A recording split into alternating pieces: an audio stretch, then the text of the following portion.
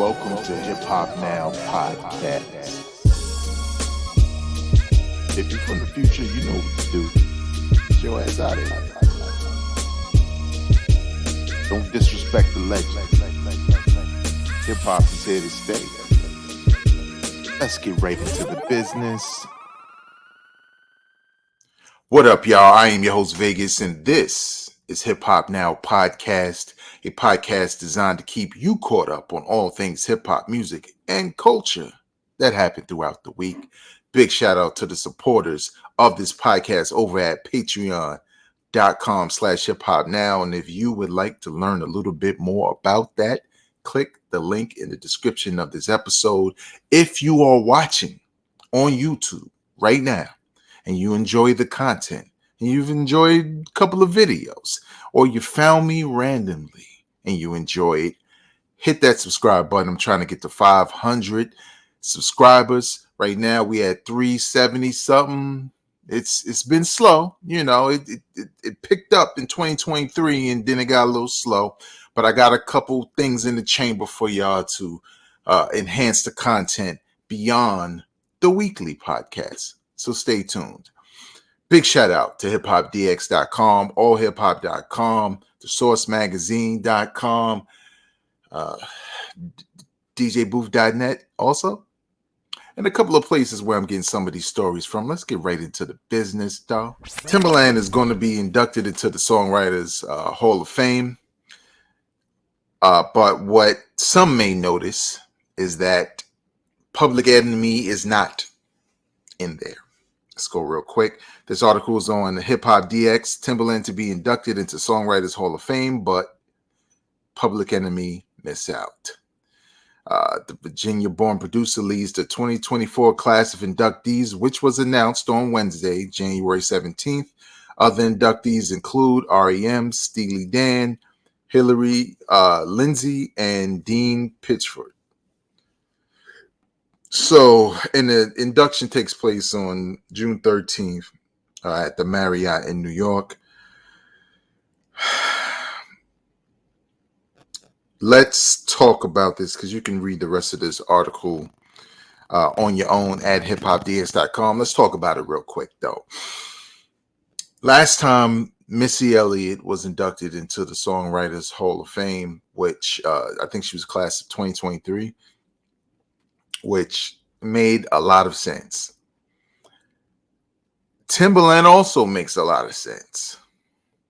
And this is not to pit Timbaland against Public Enemy, but the fact that Public Enemy is not already in it, or the fact that they were being, or they were nominated, I guess you could say that, or had a chance of getting into it this year, 2024, and not making it, it bothers the hip-hop head in me. And let me tell you why. I mean, I really don't have to tell you why. If you are familiar with Public Enemy and their music and the message in their music and their impact on the hip-hop game, especially from a conscious perspective, a musical, well, let's just say musical perspective, I don't see how they're not already in there, specifically Chuck D. Why? Let's just take a quick example, right? Fight the Power. We know Public Enemy has plenty of songs that are dope, crazy, conscious, on point, everything. You know, it's like revolution music. You know what I'm saying? Maybe for black folk, maybe not for you. But it's for everybody, right? The message is for everybody to critique, listen to, love, hate, or whatever it may be.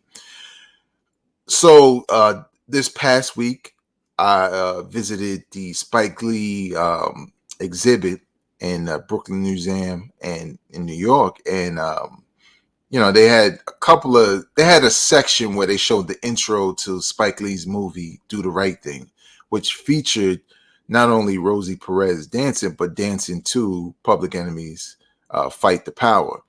And there was another section where they had it playing again.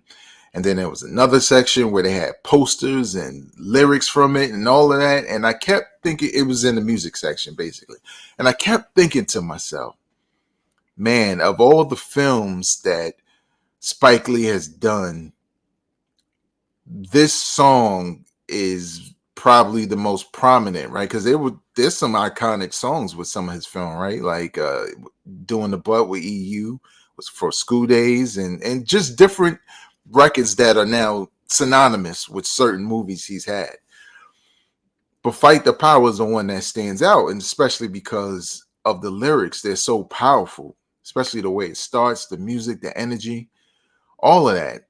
And when you think about it, you can go over a number of Public Enemy songs that do a lot of the same great work from a conscious standpoint, from a writer's standpoint, right? It's almost like speeches. You could strip away the music and vocals and just read it and say, wow, this is so dope. It has the same exact energy. That's what I'm trying to say. It has the same exact energy without the visual or the audio.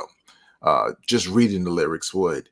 Now, does that instantly put Public Enemy's entry over Timberland? I say, why not both?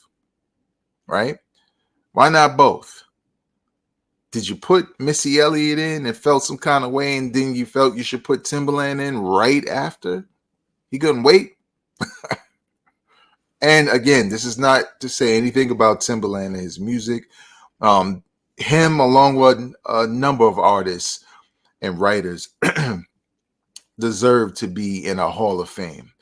But I believe that Public Enemy's music, lyrically, has a greater impact than Timberland's music on music in general, on hip hop in general, on our society, of a time where music like that was put in the same category as NWA because it was against the grain in a lot of ways. You know what I'm saying? So I think they will get in if people make enough noise about it. But I don't see why uh, you can't have Timberland going and Public Enemy going. I know there's a certain number of slots, and I know sometimes they feel like, yo, just one hip hop.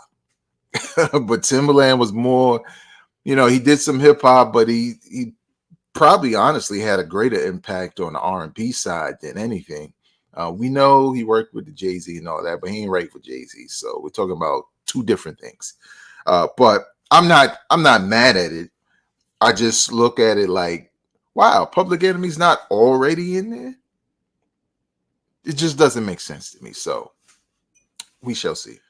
Joey Badass teased a new record and called Passport in Suitcases. And it was a video. He in the airport on the conveyor belt thing. I don't know what you call that thing. No, the thing that if you don't want to walk, you can stand and it kind of walks you. Whatever that's called. But nevertheless, it walks you. But whatever that's called, that's besides the point. The point was Joey Badass was teasing some new music. Now, I believe within Joey Badass's catalog, he probably only has one album I don't like. And that was the album that came after his American Badass album, I think, or right before it.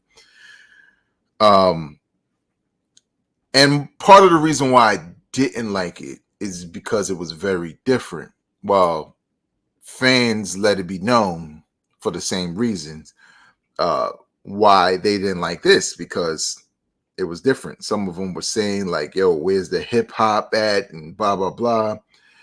And anyone who's really followed Joey Badass knows those beginning mixtapes like 1999 and what's the other one, Summer Nights, those, especially 1999, those albums, that album in particular, which I listened to not that long ago, I felt in the very beginning when I first heard them, I didn't necessarily like it because I wasn't a fan of younger dudes sounding so much like something old that they don't necessarily have an identity of their own. And that's kind of how I felt with Joey Badass at that point, because it wasn't that it was whack. He could rap, but it was so much like Boot Camp that it wasn't a homage to me, unless he called it, you know, a boot camp kind of album, right? If he called it, you know, boot camp click or backpack or whatever, then I would have dug it. But it was more so like his introduction, and I know he was with, he may still be with Duck Down Records, a boot camp fan, but I wasn't a big fan until later. Summer Nights kind of got me on board, and then I've been on board ever since. But if you look at the history of what he writes about, how he flows, in a lot of ways, it has changed since then.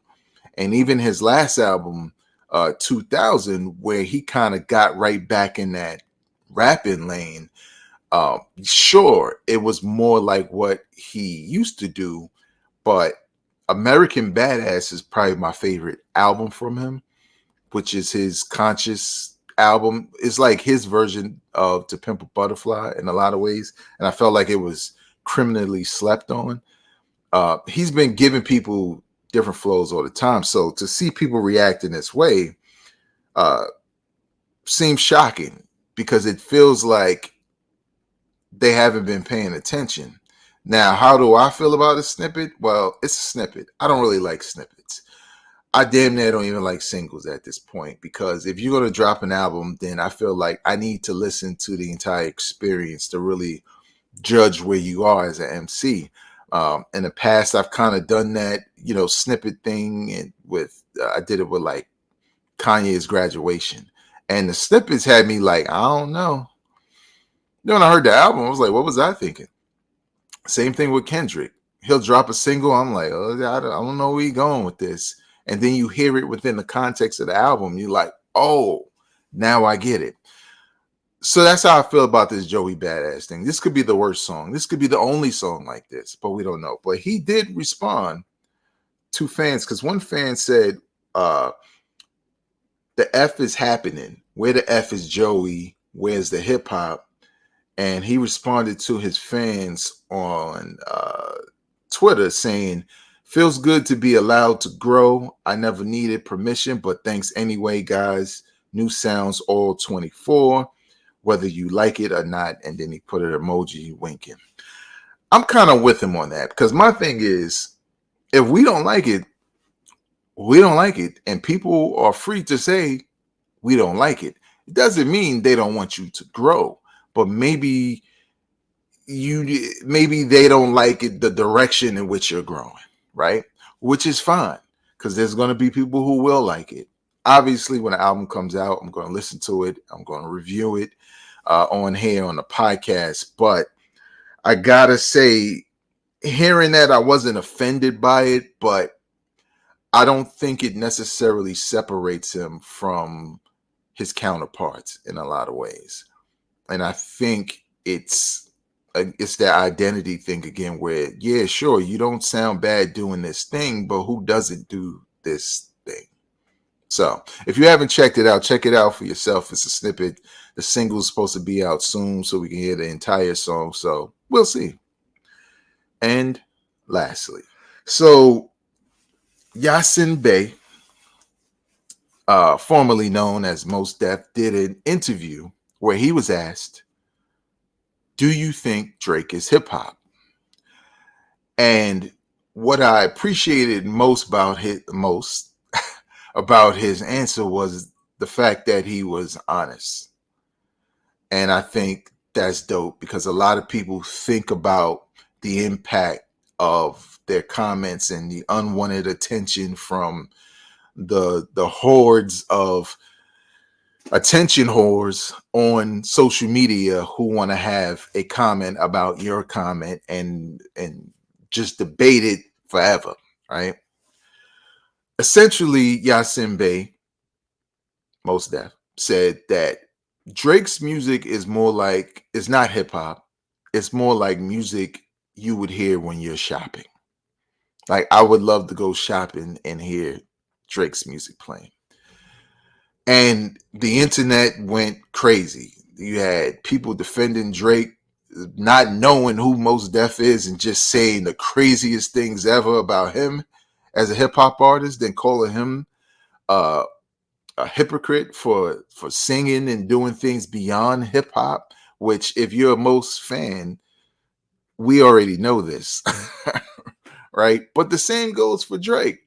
If you are a Drake fan, or if you're paying attention long enough, you already know that, sure, there's a side of Drake that's probably you can consider pop, right? It's in that lane, but you can't ignore the hip hop side.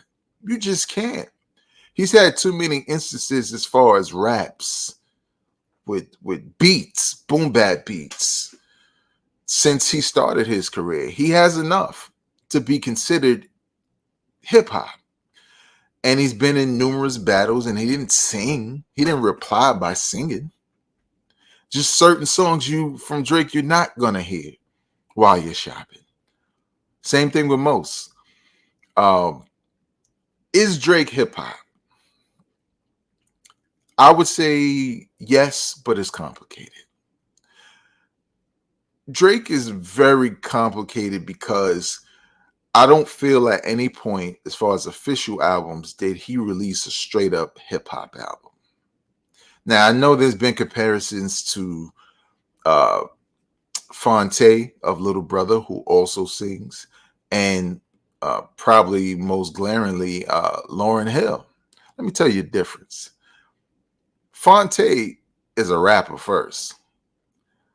He may sing on Little Brother albums, but he's rapping full time, right? Why pay a singer when one of the rappers can sing, right? Uh, his solo albums have been hip hop records, mostly rapping for the most part, just all rapping for the most part. Again, he may sing on a hook. It's light in compared to the rapping. The rapping dominates. It's hip hop albums. He has a group called Foreign Exchange, which is straight up singing, which is totally separate from Little Brother, which is totally separate from Fonte, the rapper releases. But he still sings. Lauryn Hill. Lauryn Hill is known as an MC first. Her debut album contained more singing than rapping. But you can do that when you've already dropped rap albums. Maybe not solos, but she was a part of a group called the Fugees. You know them?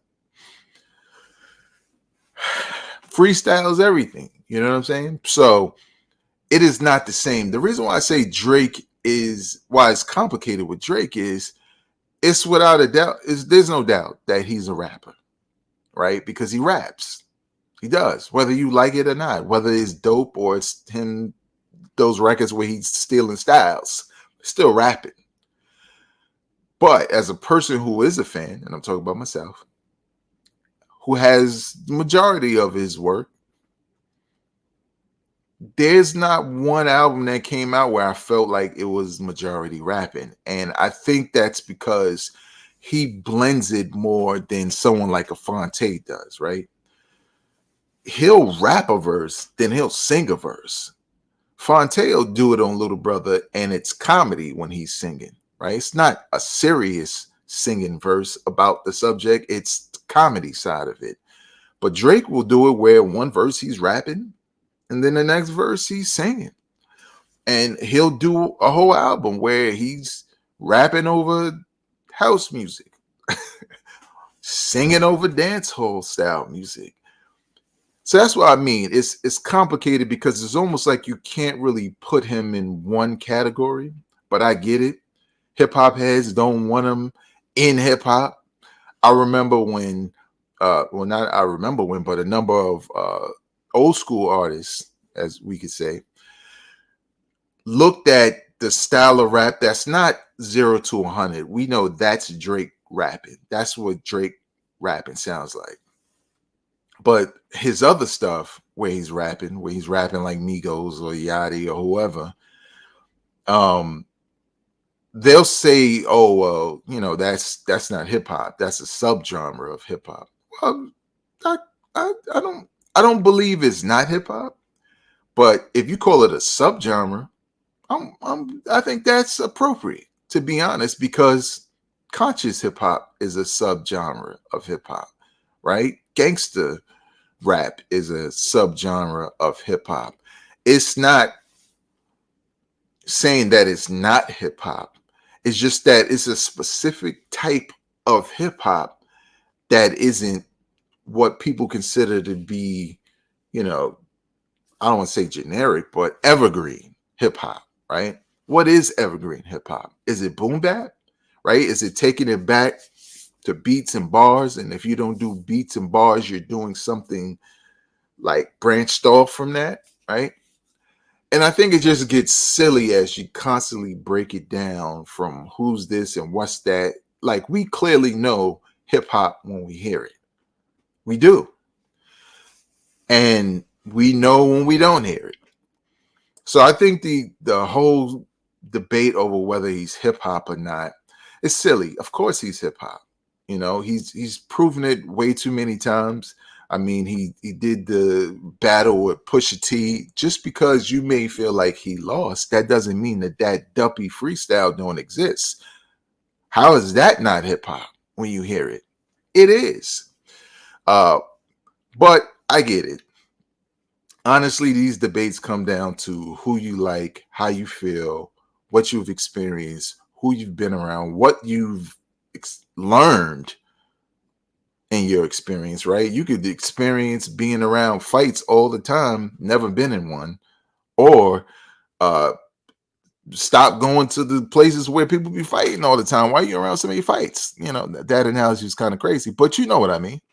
You know, like, what have you learned, right? What context do you have to go along with your opinion? Is it just, I don't like him? I don't like him being associated with the people I like as a part of this group. I'm sorry. Most musicians and artists hate the labels anyway. And I'm not talking about record labels. They hate genre labels. Like, jazz musicians at the time when they started calling it jazz did not like the word jazz. They did not. They were calling it everything else. Classical music, black classical music, anything but whatever you made up to say this is what this is. And it's the same thing sometimes when you watch interviews with some of these the older heads from hip hop from the beginning, when, you know, they interviewed and, you know, so was it called hip hop and was it rapping? They was like, they have other definitions for it. Nah, we were calling it grooving. What are you going to tell them? Nah, you were doing hip hop. No, the record industry told you that's what that was. The streets had other ideas. Same thing with the definition of freestyling, right? You hear Big Daddy Kane talk about it. You think about what it was in the 90s to some of us growing up, and then what the definition is today. It's almost like three different definitions for the same word. And everybody think their definition is right. So labels are labels, but it's all about what you do. What do you think? Is Drake hip hop? Is it shopping music? Leave your comments in the comment section below. I do reply. I do read them. Let's get the discussion started. Also, if you're not tired of the discussion already. Also, trying to get to 500 subscribers on YouTube. So if you like what you hear here, subscribe, hit that like button, and share it with people you know enjoy this kind of content. You can follow me on Twitter, Instagram, TikTok, Spill, and all of that at Vegas World INC. And please know, this podcast is also available in audio form. All you got to do is search in your favorite podcasting app for Hip Hop Now Podcast. Subscribe and stay locked into weekly hip hop content. Until next time, y'all, I'm not a critic. I'm a fan. Peace.